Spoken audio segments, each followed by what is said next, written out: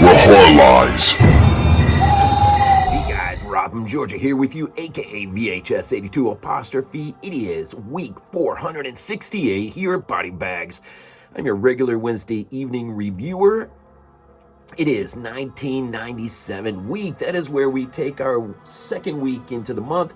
We're either looking at a label or, in this case, this week, we're looking at a particular year. And the year, as I said, is 1997.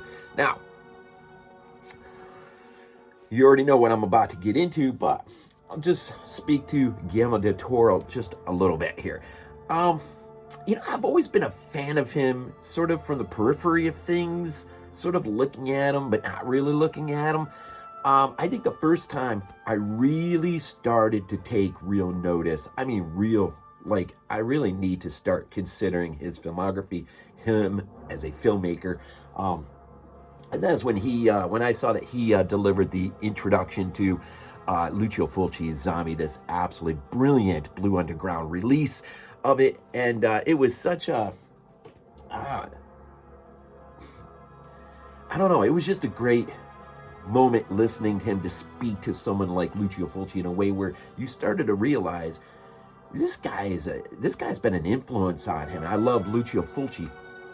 And so with 97 week coming on, as I was looking through, to my surprise, of course, his Mimic from 1997 would be followed up in 2001 with a film that I just got, actually, Devil's Backbone, which I'll be reviewing, I think, at the end of November for Shot Glass Horror. Anyways, let me just there for a second. This, of course, wait a minute. Yeah, we're still in October. Yeah. Time's flying, but not that fast. At the end of the month, we have what we call, it's our theme week, right? Creepy Crawly Week. But in November, I wanted to point this out to you. Second week in, we decided to do something a little different than a label or a date. We decided to take a look as a channel, as a BodyBags group, the entire franchise of Paranormal Activity. Starting with Monday with Glenn, dropping all the way across the week, right up till Sunday. And James, I'm pretty sure not one single Paranormal Activity film has ever been reviewed on this channel. In fact, I've never seen any of them. So I'm lined up for number 3. But that is that second weekend in November. So that promises to be a really interesting week. And then at the end, like I said a minute ago, Shot Glass Horror, that is looking at a film that was never touched or blemished by a sequel, remake, reboot, whatever you want to call it. It's a standalone film, and that is Compliments of Glenn, right? So anyways, back into Mimic here. This is the director's cut, or as one of the little extras up here says, this is Del Toro is able to, in a word, reclaim a film that nearly was lost to him in more ways than one. Over the passage of time, and these aren't the only 2 examples, but we've been fortunate enough to get the producer's cut of Halloween, Curse of Michael Myers, and of course, if you remember back, Superman 2, the Richard Donner cut. So every once in a while you get these opportunities where a director, for whatever reason, studio interference, whatever the case may have been, lost favor with his, as Del Toro would say, his piece of art that could have been, that was never really fully realized, in this case mostly due to studio interference. And one quick word, I picked this up in a Walmart bin. Now this says the director's cut and then Mimic 2 and 3 for I think it was the $7.50 Blu-ray bin. And so definitely, if it's been a while since you've seen it, do not own it. You definitely have to have the director's cut. That is Del Toro's reclaimed vision. In which case, I think he said a lot of the problem was second unit, which pretty much got cut out of this newly reclaimed vision. So 95% of the shots are first unit. It's, for all intents and purposes, it's his film. He even goes on, he talks about how CGI, there might have been, I think, it was either 25 or 75 shots that actually incorporated some level of CGI. And he says a lot of films today, it may be over 1,000. So there is really very little CGI, a lot of animatronics, a lot of practicals. In fact, Rob Bottin's name is in here on creature design. So Mimic, really what you have here in our opening moments of the film is we find that a pandemic has swept or is sweeping New York, but it's mainly taking the lives of the little children. And the scientists who are on the cutting edge of things are trying to find some means of counteracting this. Now, it was by chance, it was the cockroach population. I think it was a foreign breed of, I can't remember exactly, but they were carrying this disease. And so how they counteract it is a genetically engineer a type of cockroach that could go in and literally just lay out an enzyme that will be the death knell of the entire cockroach population. These cockroaches that are genetically designed, the Judas Project, now think about that in a name, and religion from its Catholic point of view really underlays a lot of this film in terms of thematically and what he is going after. Think about Judas and how Judas betrays Christ. Here we have a genetically engineered creature who is meant to betray those like itself, but will turn around on its creation and backstab its creation, for the lack of a better way to phrase it. And so what happens is, the disease is swept out. Everything looks great. This designed creature was supposed to be dead within months. Unbeknownst to them, it has basically began to evolve into a creature that mimics. And mimic is a word that is key to, again, thematically, this entire film. Where you have the little boy Chewie, who mimics, and because of his autistic quality, his nature, he is able to he remembers and he knows his dad is the inspector from Hannibal. He's a shoe polisher in the subways in New York City. And so the boy is able to, he knows the size and type of shoe that comes by him. And so he's always mimicking things. And the idea of mimicry is all throughout this film.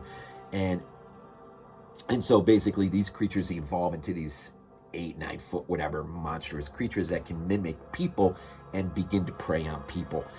It is quite a terrifying thought, and even there are moments in the film that really, at least in Del Toro's reclaimed vision, offer up quite a bit to think about, beginning with just the idea that he says, one of the ideas, Manny, who is our inspector from Hannibal, who plays Chewie's father, Giannini, can't say his last name right. But anyways, he was supposed to have a little bit larger of a role, narratively speaking, in terms of commenting on the philosophical or religious, theological nature of what is happening.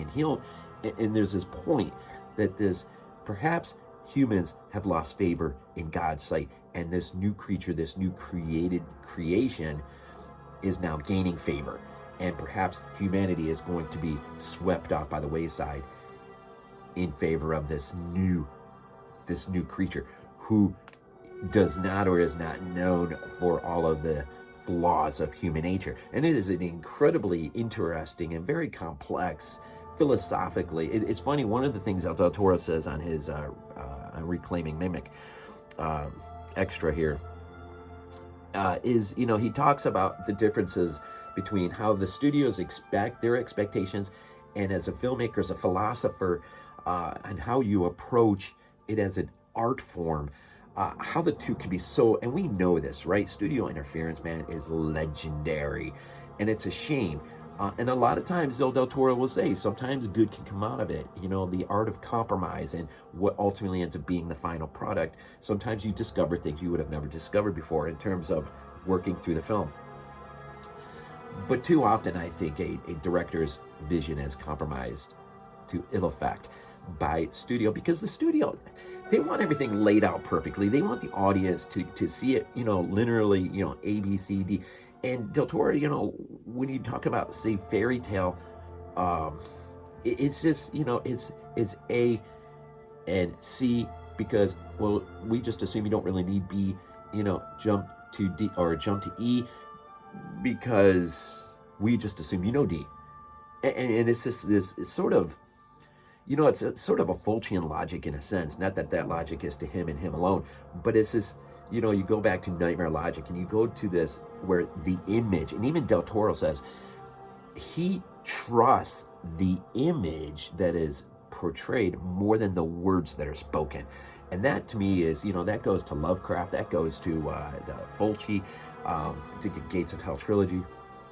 And so you have this idea that is working against, one another in this struggle of who is going to come out the other end, who is willing to sacrifice. And one of the other things too that Del Toro says here is that, what makes us human is the power of choice. It is free will, and it's got to be choice that is going to give humanity the advantage against these creatures. And so there's a struggle, and you really don't know what the final outcome may or may not be. But this is an American film by Del Toro, so as he says, you can see a lot of these things worked out to a better end in his Spanish films. And that's one of the reasons why I grabbed The Devil's Backbone to review in November. Because I want to start really diving deeper into Del Toro. And so, this movie, I'm just going to go ahead and sort of wrap this thing up. It offers a lot of it. It's just not a creature feature film. It is that, but it is so much more, so much working under the surface, and even a top service. It's, and I'm so glad that Del Toro almost left this project. If it wasn't for Sorvino, she carries Susan Myra Sorvino carries, she is the lead actress, and she really went to bat. And Tarantino actually really went to bat for him, and because he was going to leave. Ultimately, he comes back. He does finish off the project, and then thankfully, some years later, he is allowed to basically go back in and scrub out a lot of the second unit stuff in favor of his stuff and his vision. And so what we do here is have something closer, although be it not perfectly, something much, much, much closer. In fact, close enough that he favors this final product now compared to what it had been. And boy, I'm telling you, the second unit stuff had him just going nutty, because texturally, continuity in terms of camera angles, even the color texture, and you never think about that stuff unless you hear somebody like Del Toro talking through it. It's interesting. So anyways, if it's been a while, if you've never seen it, you really do need to see his director's cut vision of Mimic, and go back and take a re-look at that if you can. It was an interesting dive down, especially all the features, his commentary track on here, and some of the other extras, some good stuff on here. So for 1997 week, challenge to you to kind of go back and revisit this earlier film from Guillermo del Toro, and check it out, man. And as always, we end these things off with Go Bills. This is not a dream. Not a dream.